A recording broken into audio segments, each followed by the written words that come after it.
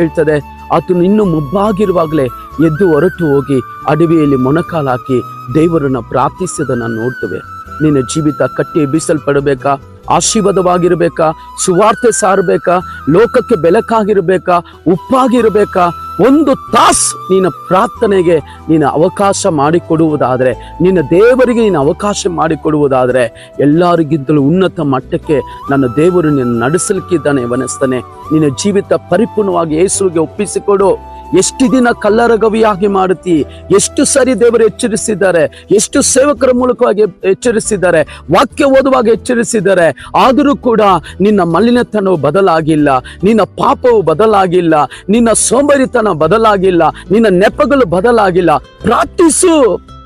ಪ್ರಾರ್ಥನೆಗೆ ನೀನು ಅವಕಾಶ ಮಾಡಿಕೊಡುವುದಾದರೆ, ಪ್ರಾರ್ಥನೆಗೆ ಸಮಯ ಕೊಡುವುದಾದರೆ, ನನ್ನ ಸಹೋದರ ಯವನಸ್ಥನೇ, ನಿನ್ನ ಗ್ರಾಮಕ್ಕೆ ನಿನ್ನನ್ನು ಆಶೀರ್ವಾದವಾಗಿ